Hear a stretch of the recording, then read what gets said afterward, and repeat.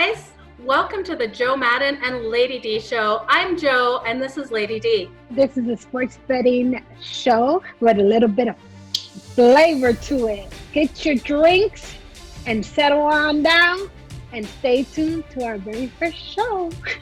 So in today's show, we are discussing UFC 249, but instead of coming at you with just the boring old stats like a lot of sports betting shows are, we are going to give you some great insight. And how are we going to do it? We have come up with some incredible guests. For our first guest, we have Chad, the Monster, Anheliger. Welcome to the show. What can I say about this fighter? He definitely suits his name. His record is 10-5, and he is on a hot streak, winning 8 of his last fights. Can he do 9? I believe so. I believe 100% in him. He's ranked 6th in Canada and 1st in Western Canada. Welcome to the show, Chad. Hey. Hello. Hey, how are you today, Chad? I'm great. The sun is shining. It's finally spring in Calgary, so I'm great. Having a great day. Excellent. It is absolutely gorgeous. Lady D is down there in Arizona. She's been having so much sunshine, it's not even funny. You definitely do fit your nickname, the Monster. I've been watching clip after clip of you in the ring, and you're fantastic. What can I say?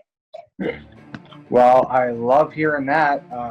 Yeah, that nickname was given to me a long time ago before I really did fit it, and it's funny how you, it almost felt like you had to live up to it. It was given to me by teammates and coach, you know, over 10 years ago, and I was really just getting started. Everybody just kind of thought it was a cool, fun nickname, and I was trained real hard, and yeah, it's funny. I just kind of feel like I had to live up to it, you know. I don't know. Now it fits even better than when I first got it. Excellent. I'm so glad to hear that. So how long have you been in mixed martial arts?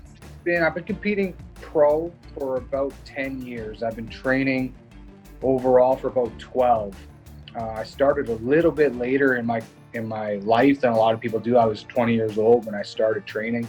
I had no training before that, but once I started, I was just hooked. I literally did it every day for probably the first 10 years until I finally took a break. So yeah, once I was going hard. So I've been doing it for a long time.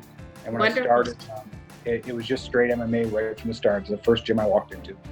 And now you're on a winning streak. Eight straight wins. Is that correct? You betcha. And counting. And counting. So now I have to ask, 9th fight, have you got it lined up? I did. And Okay. then with all the craziness in the world, the event got canceled. Well, canceled / postponed. I'm not sure when the next event is going to be yet. So Drake Bowen out of California actually was a opponent for me. We both signed a contract.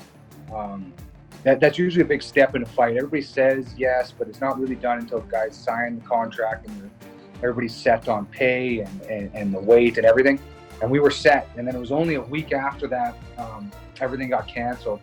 So it's not like I was super invested into that fight, but I just don't, it's unsettling for me. I want to still get that done. So, you know, the fact that somebody's going to sign their name beside mine thinking they're going to beat me up, I just am not having it. So I'd like to get that booked again. Of course. So how has this affected your training? Are you still training at the moment? I can't do a lot right now, to be honest, but I'm kind of taking it for what it is and using it for a bit of a break. Like I said, I've been fighting pro for 10 years. That's a lot of training. It's a lot of injuries. So I'm relaxing. I'm hanging out with my girlfriend and my dog and going camping and fishing and just using it for what it is. And that's a break. I can get back in shape in a week of hard training. So I'm not trying to kill myself doing all these at-home stuff. I'm just using it for what it is. It's a nice break. Keeps me nice and balanced. So when we do get going again, I'm nice and motivated. Yeah, definitely a good reset. For sure. Wonderful. So what drives you? What drives you to get in that ring? Because honestly, I don't know how fighters do it. I really don't. Well, being very skilled at fighting helps. You need that. Of course. Yeah. So that gives us benefit. But I mean, the drive changes constantly. My drive has. I know that. When I first started and I was younger, it was just about the test, the competition, the physical and mental tests you're going to put yourself through. It's a totally new experience. But as it goes on, the drive changes. As I first did, tested myself a few times, felt pretty good about it. Then I started progressing up the ladder. I was able to win some titles and have a lot of success. So that was a drive. Now that I've completed that, my drive has shifted a little bit towards near the end of my career now is just, I want to get the most experience I can out of it. I worked real hard, climbed the ladder for a long time. Now I feel like I'm at a pretty high point in the sport, and I want to enjoy it. I want to get some travel experiences. I know my friends and family, they really want to see me, fight in the UFC, fight on national pay-per-views. And I almost want to do it for them more than me. They've been with me the whole time, and I'm already pretty accomplished for what I've done. I feel great. I go to bed at night and I did as good as I can try to do in my career, but now it's just kind of, it's all bonus from here out. I've already accomplished what I wanted to. Anything above it is just, icing on the cake. Give my friends and family some good stuff to cheer for. I know that they get excited about big opportunities for me, and then just a little bit of travel. And if I can make some money while I'm doing it, it's even better. Oh, wonderful. That's incredible. So I'm curious, what music do you hear to get yourself pumped up and ready to fight and kick some ass, okay? I want to know that, because that always go on around my mind, like, what do they listen to, like, when they're getting ready, when they're waiting for it to be called? So what do you listen to? What do pump you up for the fight? I get asked that question a lot. It's actually pretty common for a lot of fighters to get asked that question. And it usually surprises people. We're not in the back rooms, waiting for a fight, getting all pumped up, because you're in that back room for 4 hours, 5 hours before you actually fight. So for me, it's the opposite. I just want to be calm and relax and try not to let my brain race. So if I'm listening to real aggressive music or something like that, it'll get me going too early. It's all about timing your energy before you get out there. Guys, I've watched it. Guys have used up at least half of their energy before they even enter the ring or the cage that night. And you can see it on some of the amateur guys or newer pros. They just don't have the experience yet. So you'll catch me in the back, sleeping, not even watching the other fights, relaxing, listening to calm music. I listen to a lot of motivational stuff too, motivational speaking and stuff like that. I like to do that before a fight. And then right before it is time to get my energy up, I go completely the other direction and get as intense and as loud and as scary and as mean as music as I know how to get. And then I crank it up, and then I only need that for 2-3 minutes, my walkout song, maybe a song before that. And then I, flip mentalities into monster mode.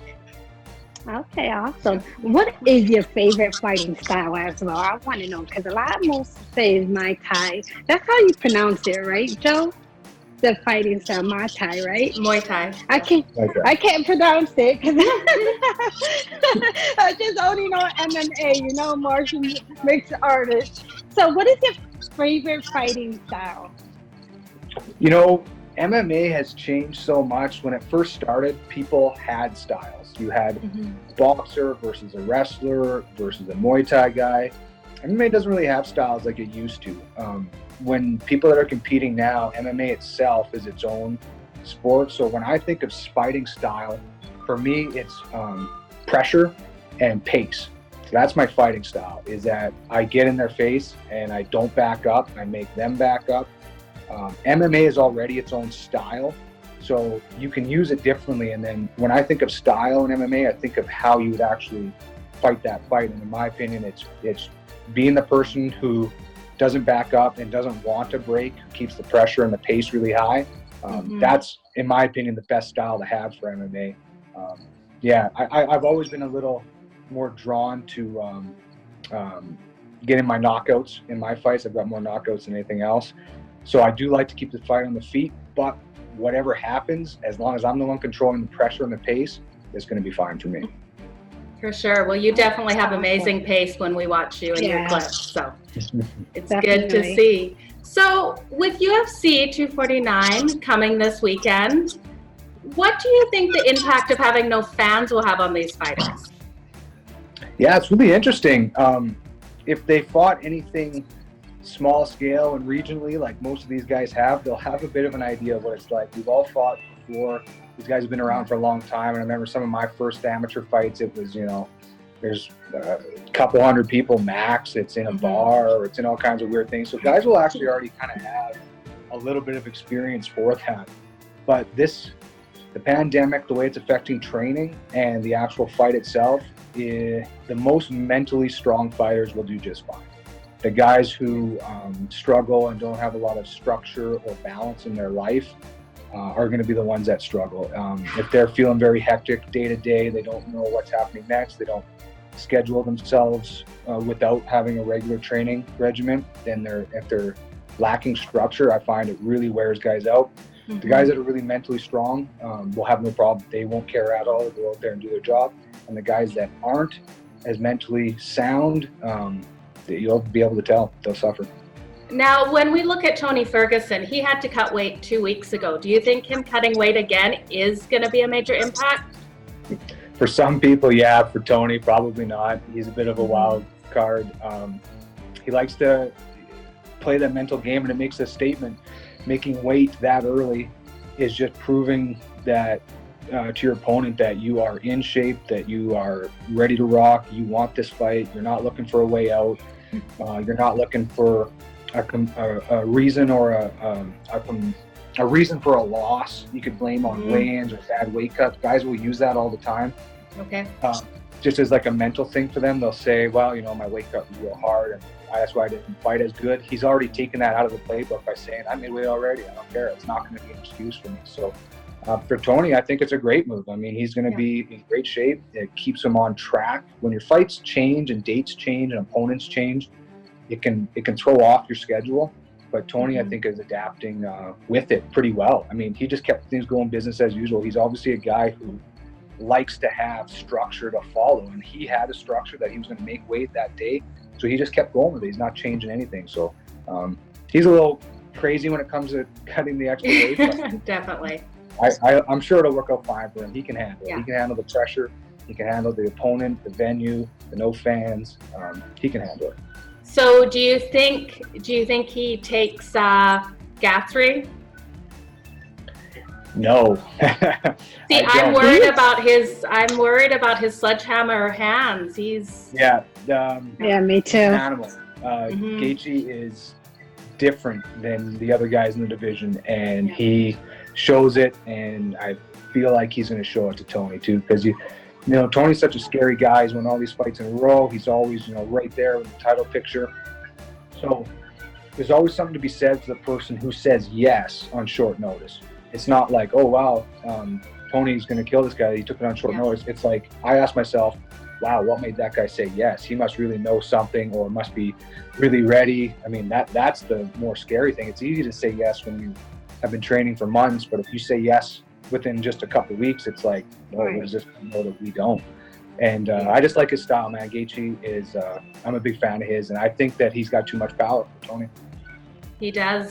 His knockout power is crazy. Crazy. I'm very excited for this fight, for sure. Now, talking about excuses, since you brought that up, do you think Cowboy Cerrone's excuse that he really didn't want to be there against McGregor was real, or do you think he's using that because he was embarrassed that that fight ended so quickly?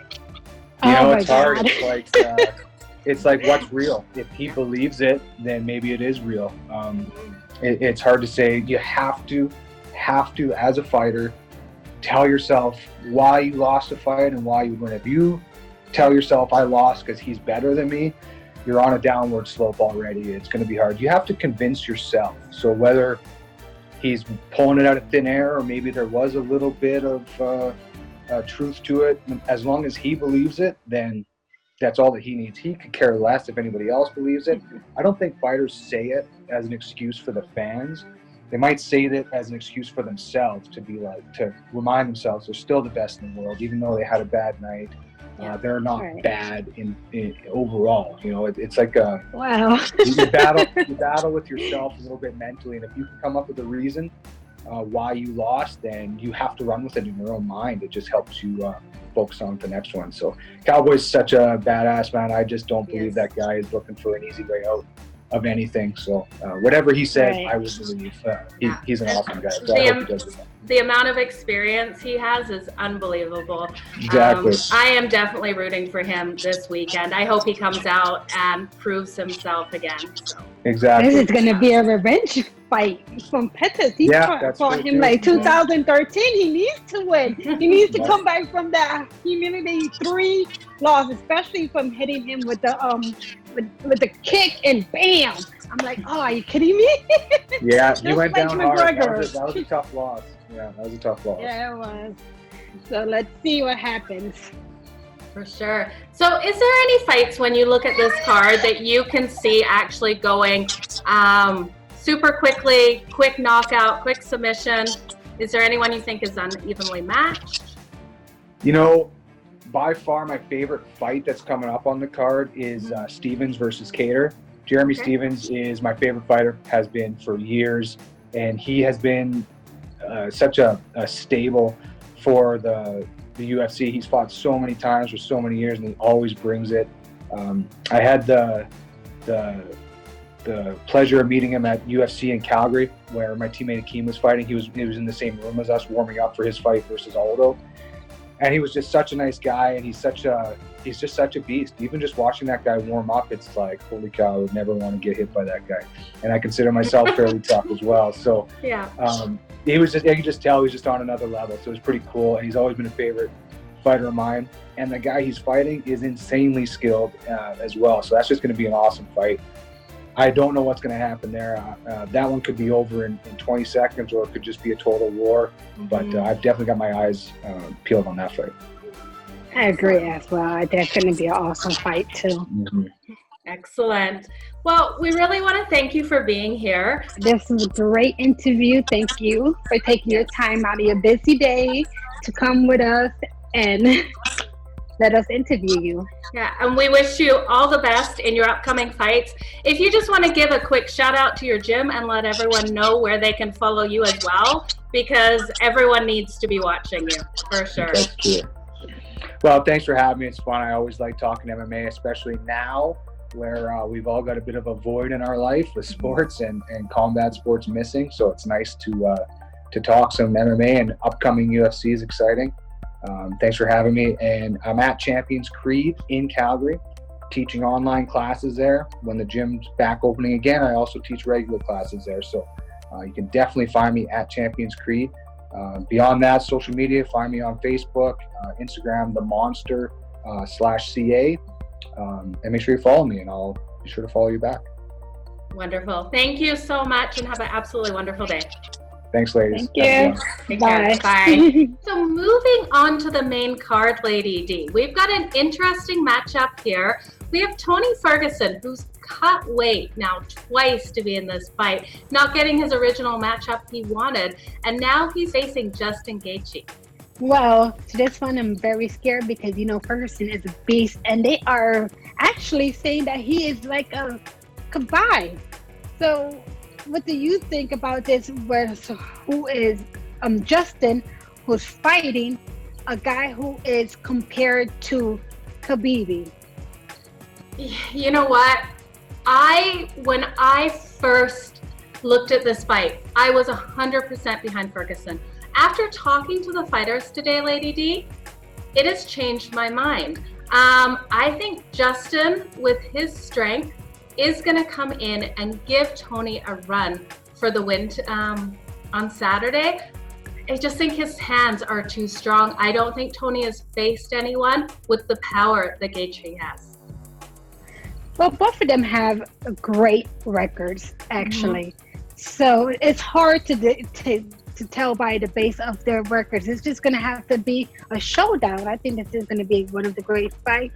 But to be honest, I think I'm going to go with the over 1.5 and maybe sparkle on Gaethje, just because he's a dog, and everybody who doesn't like a dog play. But with all the stats going on and with everybody, every interview, that made me realize I should focus on Justin a lot more than Ferguson when everybody is on Ferguson, who is a minus 190 right now on the money line. Exactly. Exactly. And he's gonna work Justin. He's gonna kick him so hard. He kicks everywhere to the body. But I just see Justin coming out. And I saw in one interview that he did that he doesn't step in the ring to win or lose. He steps in that ring to entertain. He loves to knock out the other fighter. He's not going to step down from Tony. He's not going to run around. We're going to have a bloodbath. Yes, this is going to be an amazing fight, actually. I can't wait to see it. It will be. It's going to be incredible. So at the end of the day, after talking to all the fighters, I have to be on Justin's side on this fight. They changed my mind. They honestly did. Me too, honestly, especially for a minus 190. Okay, so I don't think it's a big value, but a big value is to Justin. Exactly. So, the over 1.5, and here we got it from Miss Jo. We are taking Justin Gaethje at plus 150. We are. May the best man win. Yes. Okay, you guys, now our next guest, we're super excited to welcome Angelo to the show. Angelo Habib, pro boxer, fighting out of Olympus Boxing Club in Calgary, Alberta. We are so excited you're here. Awesome. I'm excited to be here. Thanks for having me on the show. Now, pro record 1-0, amateur record 47-3. You hold 2 national titles, 2 provincial championships, and Golden Glove championship. That's correct, yeah. It's an amazing record, actually. I love that record. That record's awesome. And we wanted to talk to you about UFC 249, but we also wanted to hear more about you. You're a soft-natured soul outside of the ring from everything that we see. But inside the ring, you're an absolute beast, Angelo. So what drives you to get into that ring? Honestly, I've been doing this since I was a kid. I started martial arts at the age of 7. It was something that I was always passionate about. I was never into team sports. I always found the drive inside of myself rather than relying on a team. I always knew that if I won or lost a fight, it was because of me. I couldn't blame a team member, and that's the whole principle that I liked about boxing and martial arts in general is you're independent. It's all on you. Just like swimming and other independent sports, you got to rely on yourself, right? So if I lose, I can't point fingers at my teammate and say it's your fault that I lost or anything like that. So it drives you that extra mile to put the training in and put more work into your weightlifting, into your strength and conditioning, into your boxing, so you don't lose, right? So you don't have any fingers to point. Exactly. Well, that is a great reason. Which belt do you have behind you? These are like 2 of my national titles. So that's this is the title nationals from Las Vegas. I won that in 2018, and this is the Sugarbird Nationals that I won in Florida and Orlando. So these are 2 national titles. I got some other ones around the house, but these are the ones I kind of just leave on my desk. Oh, they're absolutely gorgeous. I was 7 years old. I started in karate. And then first tournament I went into in karate, I lost it because you weren't supposed to do full contact, and I didn't like I was a kid, and then they disqualified me. So that would be very hard as a child to pull up on your punches and your strikes. So I quit karate, and then I went to kickboxing, and then started doing kickboxing, Muay Thai. And then I think around the age of 13, I switched over to boxing, and I've been doing that since. Oh, excellent. So we did run a poll on Instagram the other day because we are talking to boxers and mixed martial artists, just getting people's take on which sport has more skill. What is your take on that? I feel like MMA is like you're a jack of all trades, but you're a master of none. And I feel like boxing is you only got your hands, so you got to perfect your striking, and that's all you got is striking. So as a boxer, if you see like, I mean, and it can go both ways, but if you throw a boxer in the ring with an MMA fighter, you'll just see the vast difference in skill. If we're just talking striking, Of course, if I jumped in the ring with an MMA fighter and we're doing MMA rules, you'd probably beat the crap out of me. But if we're talking just boxing, you would see the levels like it's night and day between a skill level, between the accuracy of punching, and boxers just know how to turn their punches over much better. So if you summarize that in general, I'd say boxers are more skilled striking, 100%. They got more skill in the striking aspect, but MMA fighters all around have so many other skills, right? They're so well-rounded. But it doesn't mean they're masters of all these skills, because it would take years and years to master all those skills. But to answer that, I'd probably say MMA fighters, they got more skill, to be honest with you, because they got to learn so many things. I just have to go train and go to boxing and do my cardio. These guys have to go to their striking training. They got to go do their jiu-jitsu, their ground game training, their kickboxing training. So they got so many more things to do to hone their skills, right?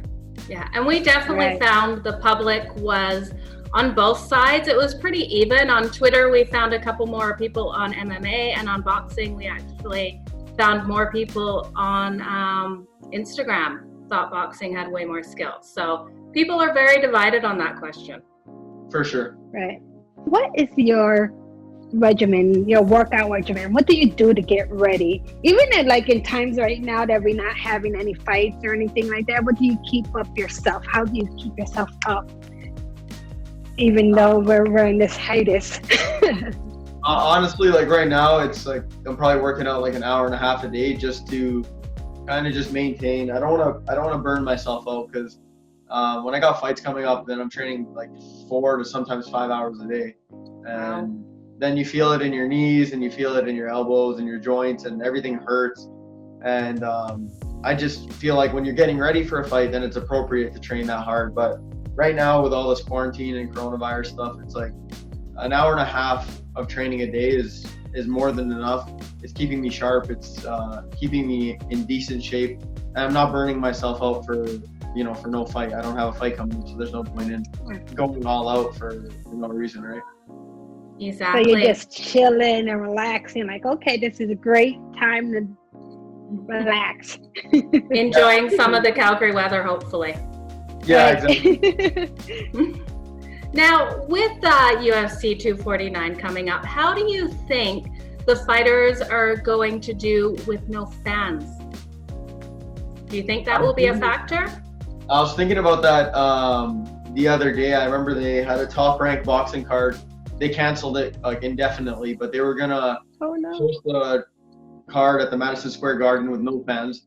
And I was thinking that'd be so weird to fight in front of nobody, right? It's you get your energy from your fans, you get energy from people in the building, and that's where it either makes or breaks you. You either get nervous from it, or you feed off the energy and you have a good performance from the energy of the crowd. So I feel like two really high caliber fighters fighting each other with no crowd is just a very intense sparring session.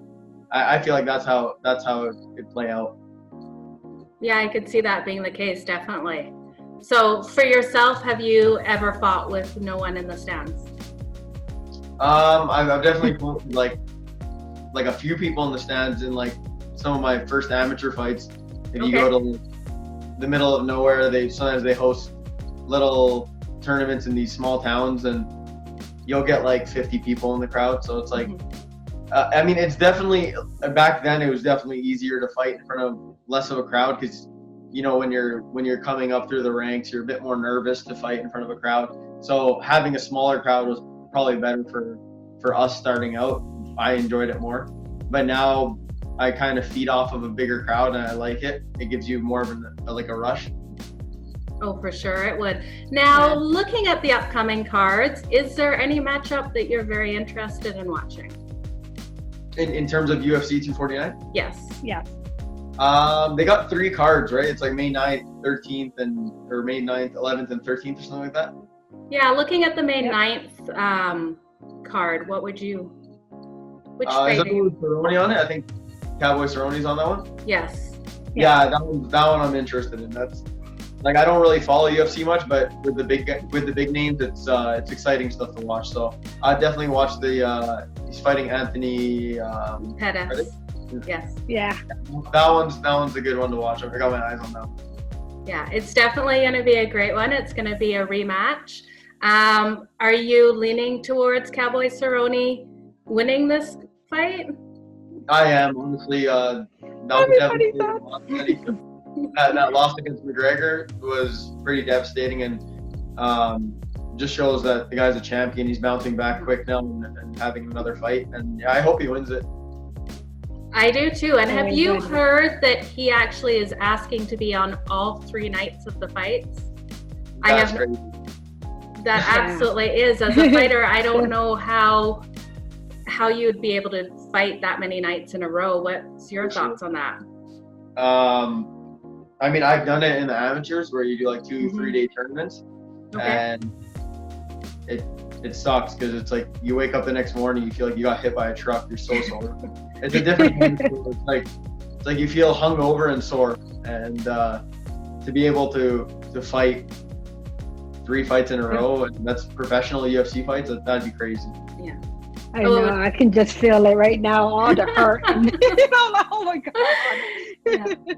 It'll be interesting to see. I think if he wins on Saturday night, they might allow him to fight the following one. So we'll see what happens. I haven't heard anything other than he was asking to be on all 3 cards. So. Yeah, I heard about that too. That's nuts. It's crazy. I think so too. So I'm like, okay, if you got to send me to like do it, just go for it. Do it.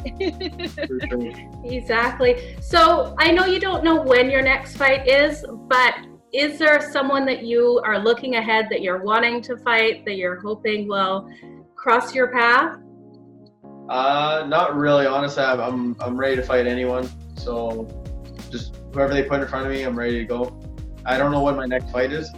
Hopefully sooner than later, because I'm getting kind of impatient. I really want to punch someone in the face. That's what we're gonna do it. We hear it from us. Yeah. We're waiting for a fight, y'all. So we need a fight. Exactly. We need a fight. You're gonna hear it from us. Well, I want to thank you so very much for coming on the show with us. It was an absolute pleasure. Can you please tell us where to follow you? Let us know your gym name again, just so everyone can follow you. Awesome. I appreciate you guys having me on the show. I can't wait to be on it for the next run. You guys can follow me at Angelo Habib on Facebook and Instagram. And you can follow my boxing club at Olympus Boxing Club and Olympus Boxing Club Chestermere. We got 2 locations. We got one in Calgary and one in Chestermere. So you can follow them both on Instagram and Facebook. It's all on the same links. Excellent, and we'll make sure we attach the links below too. So lady, that brings us to the main co-event. Henry Cejudo versus Dominick Cruz. What are you thinking with this one, lady? You know what I'm thinking? Why the hell is Cejudo is a favorite with a record of 15-2? Because the record's 15-2. Why Dominick Cruz has been off for the last 3 years. If he is out for the last 3 years with a record of 22-2, wouldn't he be at least a small favorite? Maybe a minus 160? I'm thinking that people are coming into this thinking he won't have the abilities that Cejudo, because Cejudo is absolutely incredible. He's an Olympic wrestler. His cardio is nonstop. He can go the distance, which I don't think is something Dominick Cruz being out of it. And yes, he has been within the industry, but he's been out of the ring for 3 years. So I think that is a huge factor in what people are looking at. But Cejudo has, his strikes are 45% against his success rate. Wow. He's at 32, but that's because, as you pointed out, that he hasn't been in the ring for long. So there's not too much information for me to actually like this fight because, as you put it to that, one hasn't been in a ring for a very long time. Exactly. But you know what? For myself, when I look at this fight, I have to go with Dominick Cruz. We look back at him over history, and he has such jerky movements. His footwork is insane. I think he's going to control this fight. I think he's going to out-game Cejudo in this fight. Okay, everyone, for our next fight, we're going to be talking about Anthony Pettis and Cowboy Cerrone. You know, this is a long time waiting because this is a revenge fight, and how Cerrone has not been winning, everyone. He has been knocked out by McGregor, which is a huge fighter in the UFC, as y'all know, and they haven't been winning by only a strike, a kick. He has tumbled down. And as to Miss Jo, who always tells me, did Cerrone actually came to fight? Is he ready to come to fight Pettis for this revenge fight? He definitely is. Cowboy is ready for this fight. I think he's going to come back. He's going to prove himself. He's gone on record saying that he wants on all 3 cards that are going up next week. He definitely is out to give Pettis a run for this win. See, I think in opposite. I'm going to have to take Mr. Pettis, honestly, because he did fight him. He knows his fighting style. Mm-hmm. He knows where to get him. But as you mentioned it, they do always get the run around. Let's see how Cerrone can handle up. Can he stay more than 2 rounds with him? And you know what? If he does. If he does, definitely. You know, I think it will come down to that first minute. Pettis will either finish off Cerrone right away, or it will go the distance and Cowboy will win it. By decision, right? No, I think Cowboy will knock him out. Oh no! I don't think so. I'm sorry, Lady D. We are officially on opposite sides for this fight. I know. I have to stand behind Cowboy Cerrone. You guys, I'd love to welcome Teddy Reno to the show. Pro boxer. He's had an amazing career so far. He's just coming off a win in February, and we can't wait to see you win again, Ted. I appreciate that. It's amazing that I'm still doing it. I don't know how amazing my career is, but thank you for saying You that. have had a really good career. The longevity of it is outstanding on its own. Okay, you got me there. Thank you. You're welcome. So we wanted to talk to you about UFC 249. I know we've already touched on your gym a little bit and your career. So Have you had a chance to look at Saturday's card coming up? I have. And the main event is more interesting than what I had thought. I've heard about Ferguson fighting with Khabib. How many times has that been postponed? 3? Is it 3? Yeah, I believe so. Several times. And I think Khabib is a monster. I don't see anyone beating him. And then I talked to some of my friends who are more in the more in the know about it. Mm-hmm. And they said, no, Ferguson is no joke. So I've been researching him and looking at his training methods. And so who knows? And then Ngannou. I remember Ngannou knocking people stiff. So I'd like to see that too. Who else is coming back? What do you think of the Cowboy Cerrone fight coming up with Pettis?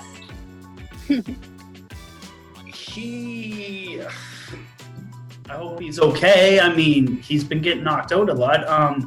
Yeah. When did he fight Conor? He just fought Conor in this January. Yep. Yeah. And took a kick. And then before that, I think his previous fight was a knockout loss 2, if I'm not mistaken. 3 times. Okay, so I mean, it seems like it's different than boxing, where it's like the punishment you take in boxing is more sustained to your head. And in MMA, when you get hurt, the fight's over. So maybe, I hope that his health is good, because I like him. Cerrone as a person and as a fighter, he's awesome. Yeah. So I hope his health stays well. Definitely, for sure. And Pettis is no joke either, right? I know, he's lethal.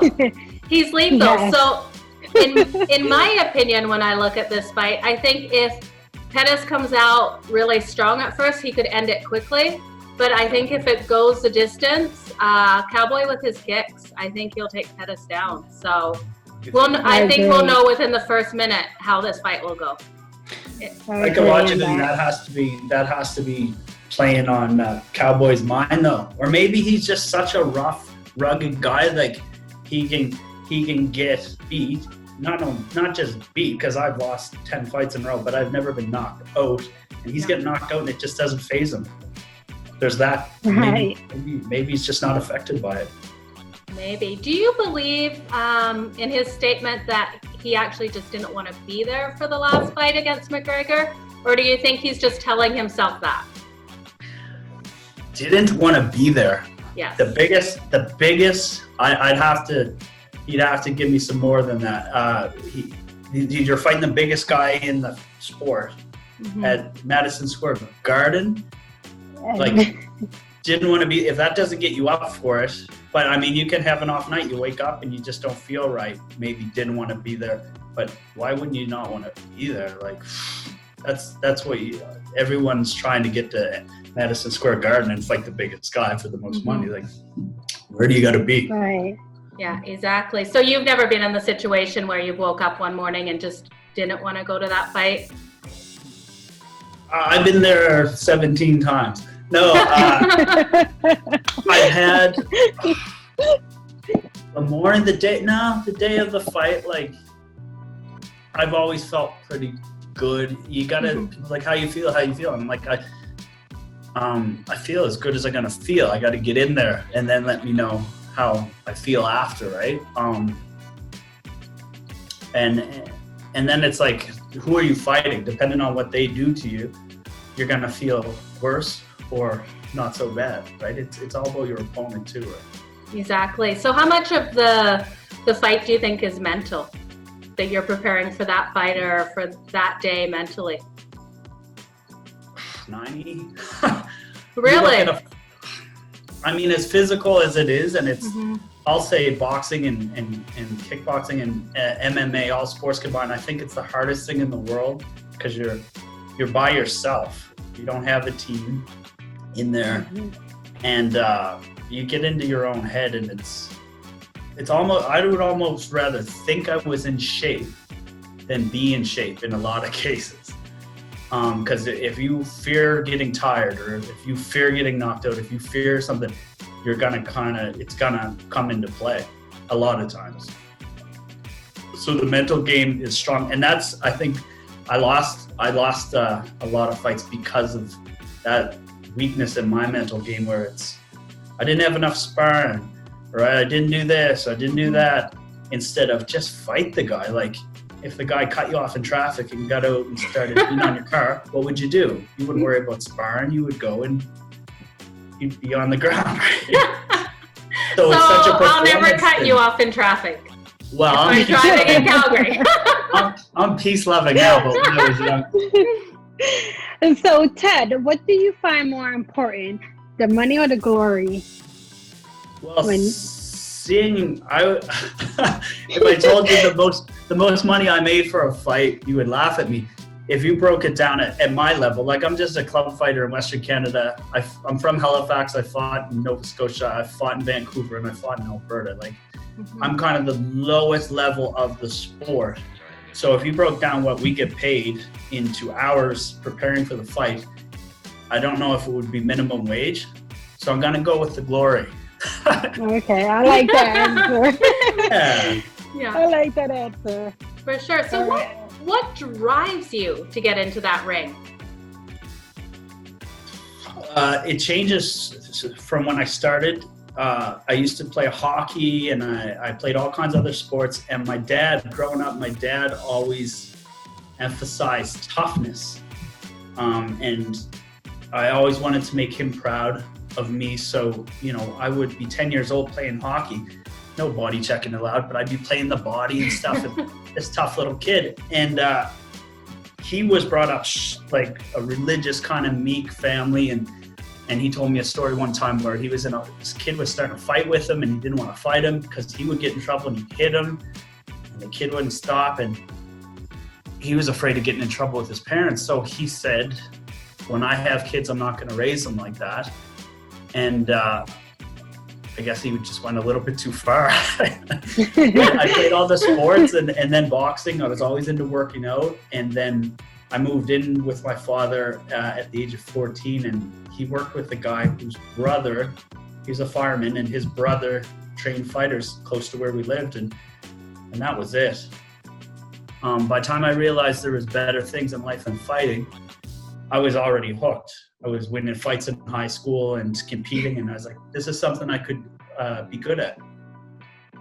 Oh, excellent. I love that story. Awesome. So to continue, after that, once you're a teenager and you realize there's parties and girls and stuff, the motivation was external. It was like, oh, well, guys like people that can fight, and girls like guys that can fight too. So it's that kind of ego-driven thing. It keeps you in shape.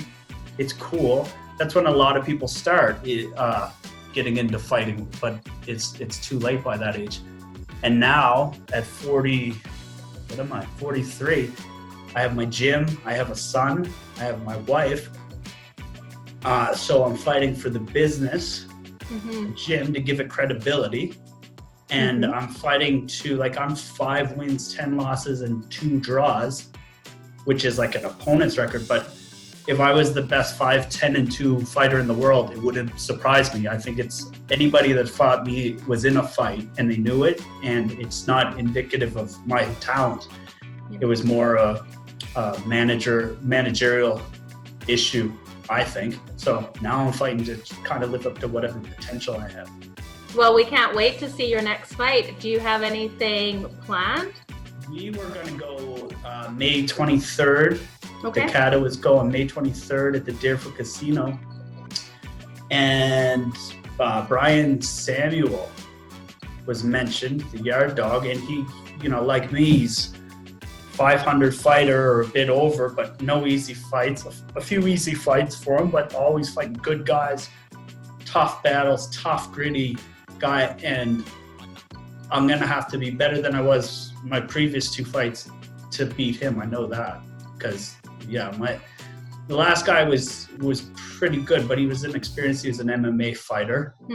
And, he just didn't have the defense, I guess. But he was game. He got hurt and he came right at me. And then I talked to motivate. I love that. And then the guy before that, Anthony Lassard, again, 20 pro fights, challenged for the Canadian title twice, little bit older, late 30s, a lot of miles on him, but swinging from his boot heels, and a tough, rugged guy. So I'm gonna have to take it up another level from the previous 2 fights. Well, we definitely can't wait to see you win that next one, for sure. Thank you. Definitely. So is there any favorite boxers that you look up to or like the modern and the present, the past? Yeah, I mean, they're so interesting. There's a lot of great men and more recently women that have been involved in this sport. There's all the ones you've heard about. Everyone loves Muhammad Ali, and it's obvious why. Lately, people talk about Floyd Mayweather and how great he is, and he's the best all time. And it's just like, look back at the history of the sport. Like, Floyd Mayweather is, great. I'm glad he's successful and taking care of business with his money, because there's so many talented, broke fighters in poor health. So I'm happy for him just for that.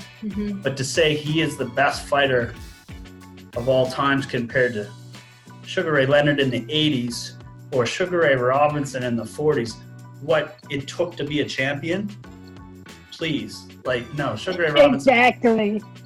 And I'm right with you there too, because boxing is not how it used to be back in the days when they really get to the gritty, and it was there. I love boxing. So it was.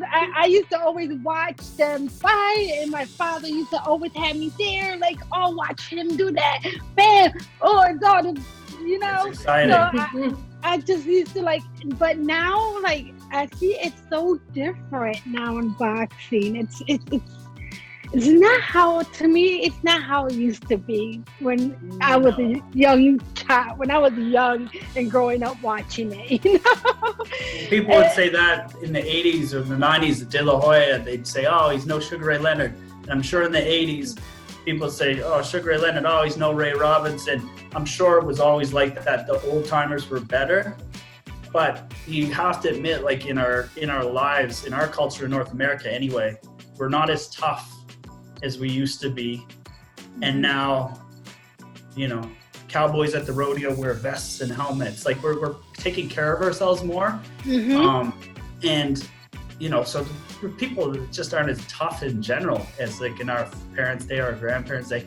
And now we have to split in the last, 20 years, we have to split the few remaining tough guys with MMA tough guys. So there's just not the pool isn't there when you look at, the 40s, how many people in New York City boxed. Right.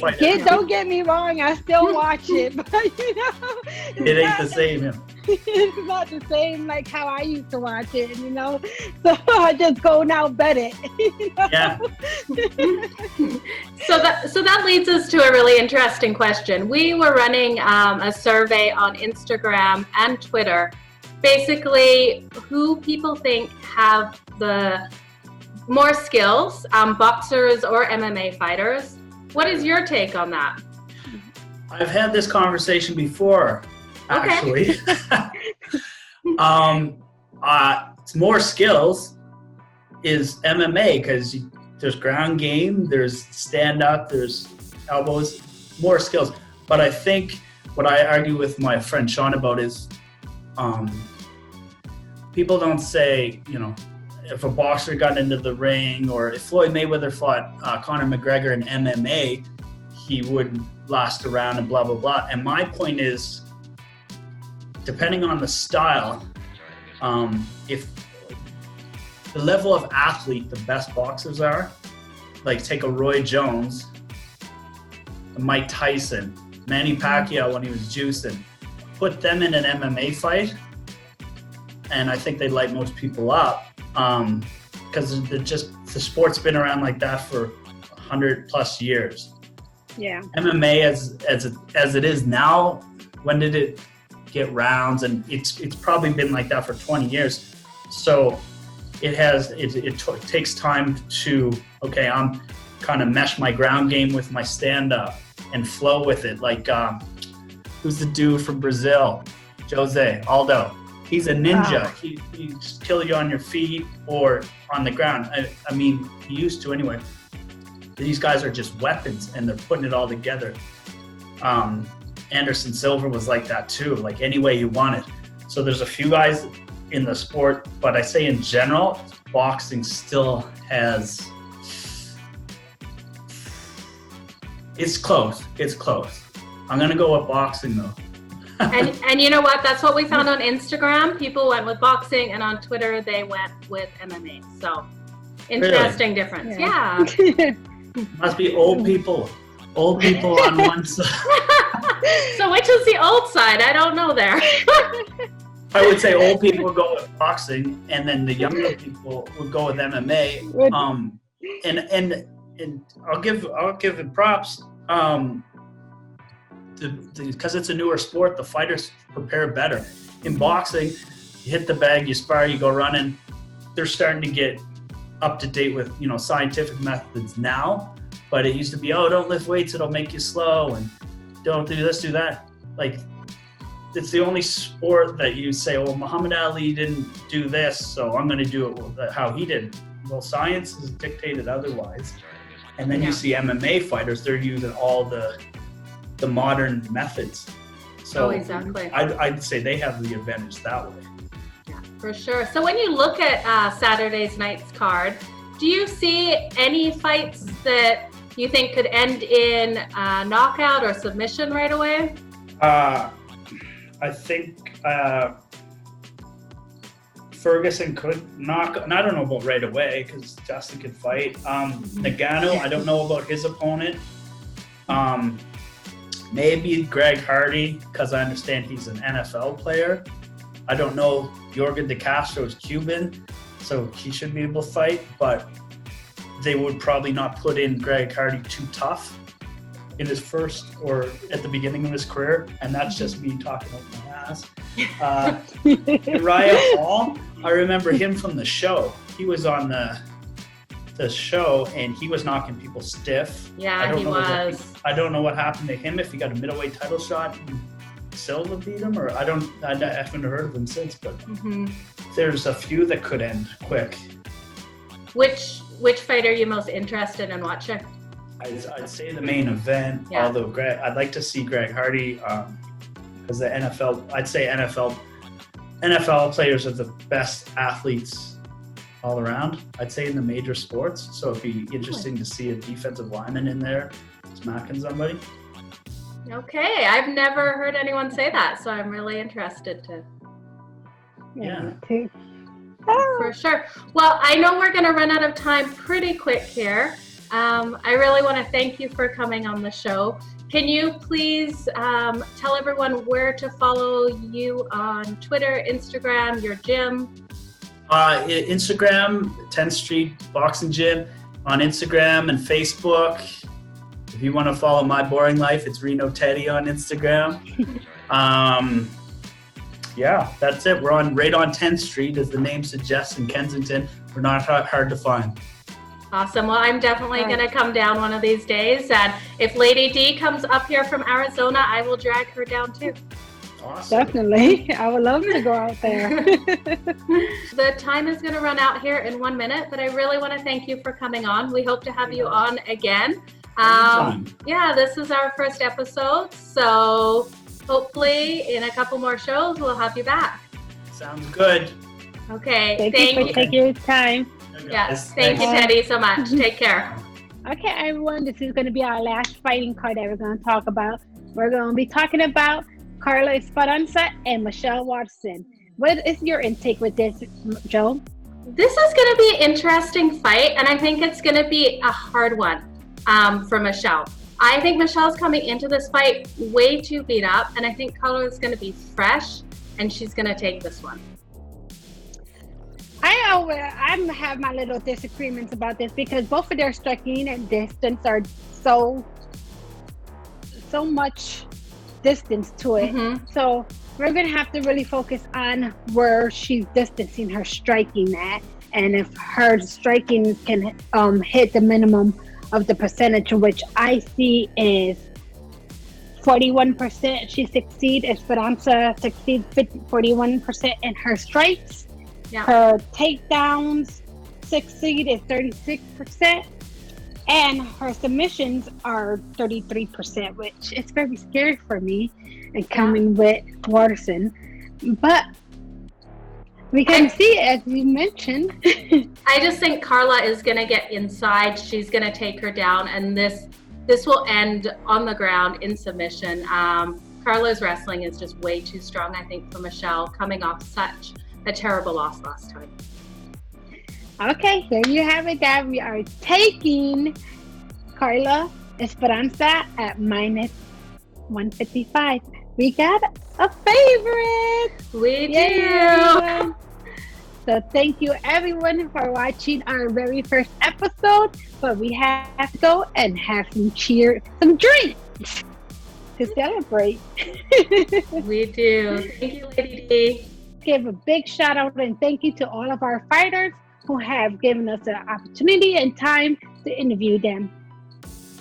Thank you from the bottom of our heart. And we just wanted to give a big giant shout out to our sponsor, Capperstv. If you bet in the USA, be sure to follow below the link, hit that, and use my promo, Lady D. And if you guys are betting up in Canada, please make sure you check out VIPbets.com. My promo code is BetWithJo.